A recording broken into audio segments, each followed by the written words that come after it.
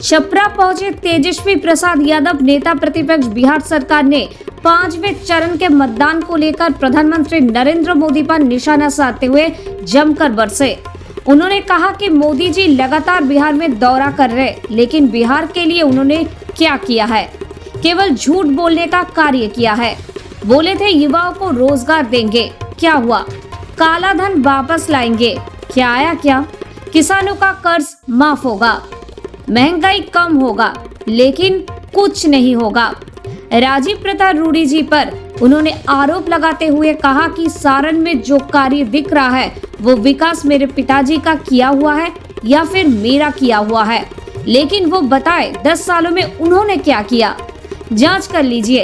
इसलिए रोहिणी आचार्य को जनता जनार्दन वोट करे, जिससे बिहार सारण का विकास होगा। Bureau report, news UNI।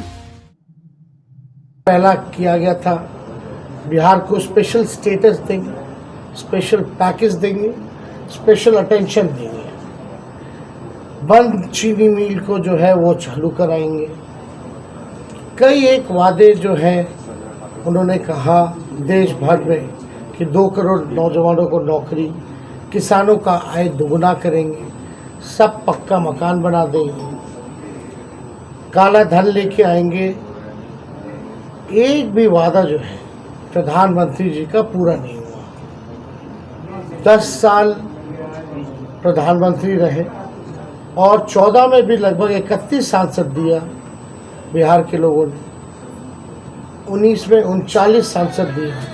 लेकिन आप देखिएगा प्रधानमंत्री जी बिहार भी आए, 8-9 बार आ चुके प्रधानमंत्री जी, रात्रि विश्राम भी किया, रोड शो भी किया, जो प्रचार में जो कर सकते थे सब कुछ किया। कई बार भाषण उन्होंने दिया, हम लोगों ने सुना, लेकिन भाषण में 10 साल का हिसाब कि बिहार के लिए उन्होंने क्या किया, ये सच्चाई, नौकरी, रोजगार, पलायन, बिहार में निवेश, किसानों का मुद्दा, ये जो है असल मुद्दे हैं। और मेरा जहाँ तक मानना है कि इस बार लोकल मुद्दे जो हैं ज़्यादा हावी है। आज जनता जो है अपने चुने हुए सांसदों से पूछ रही है कि आपने मेरे लिए क्या किया, सारण के लिए क्या किया, उनके गांव, उनके पंचायत के लिए क्या किया। तो लोगों को जवाब देना मुश्किल हो रहा है। और ख़ास तौर पे यहाँ के जो सांसद हैं, केंद्र में मंत्री भी रहे हैं, हटा भी दिया गया, कारण पता नहीं किस वजह से हटाया गया, लेकिन लोग अब हिसाब मांग रहे हैं कि आपने सारण के लिए क्या किया। 10 साल आपको मौका मिला, 10 साल में आपने सारण के नागरिकों के जीवन में क्या परिवर्तन लाया जो पहले नहीं था। और वो तो खुद ही आजकल मान रहे हैं कि हमको जो है, हम नहीं लड़ रहे हैं, मोदी जी लड़ रहे हैं, यानी खुद को ही जो है असफल घोषित कर दी कि हम असफल सांसद हैं। आप तो भाई मोदी जी को देख के वोट दीजिए। अगर मोदी जी को भी देख के वोट देंगे लोग, तो उन्होंने कौन सा ऐसा बिहार के लिए स्पेशल राज्य का दर्जा दिया जो लोग वोट करेंगे? या पटना यूनिवर्सिटी की मांग रही, अब तक सेंट्रल यूनिवर्सिटी का दर्जा नहीं दिया गया। कौन सा सारण में कारखाना खोला गया? कौन सी गरीबी मिटाई गई? कौन सा?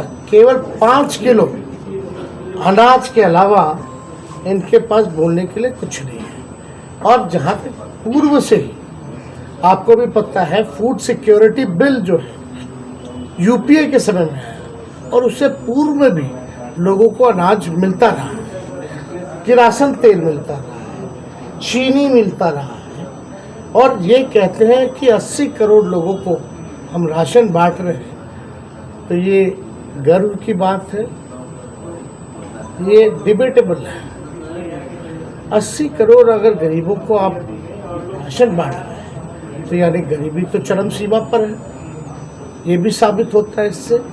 तो इसमें लोगों को जवाब देना मुश्किल है। देखिए, हम लोगों ने 24 में 24 जन वचन लेकर के आए।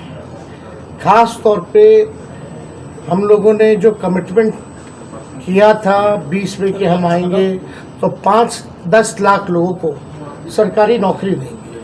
हम आएंगे तो जितना स्वयं सहायक समूह है उनके मानदेय को बढ़ाएंगे। जो भी हम लोगों ने कहा था कि जाति आधारित गणना कराएंगे, आरक्षण की सीमा बढ़ाएंगे। हम लोगों ने 17 महीने में 5 लाख लोगों को सरकारी नौकरी दिया महागठबंधन की सरकार ने, और 3 लाख नौकरी प्रक्रियाधीन करा के आए।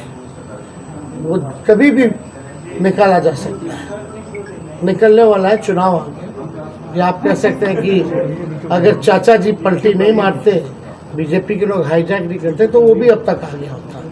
तो हम लोगों ने आईटी पॉलिसी बनाई, टूरिज्म पॉलिसी बनाई, हम लोगों ने आप देखिएगा स्पोर्ट्स पॉलिसी बनाई, मेडल लाओ नौकरी पाओ जैसी योजनाओं की हम लोगों ने शुरुआत की। खिलाड़ियों को भी हम लोगों ने सम्मानित किया नौकरी दे करके। और नीति में है कि कोई भी अगर देश के लिए मेडल लाएगा तो डीएसपी रैंक तक जो है उसको नौकरी मिल सकती है। तो हम लोगों ने जो 17 महीने जो काम किए वो 17 साल में भी नहीं हुआ। अगर आप केंद्र सरकार में पूछें कि आपने क्या किया, कितनों को नौकरी दी, तो उनके पास कोई जवाब नहीं। सारे संस्थानों को जो है प्राइवेटाइज कर दिया गया।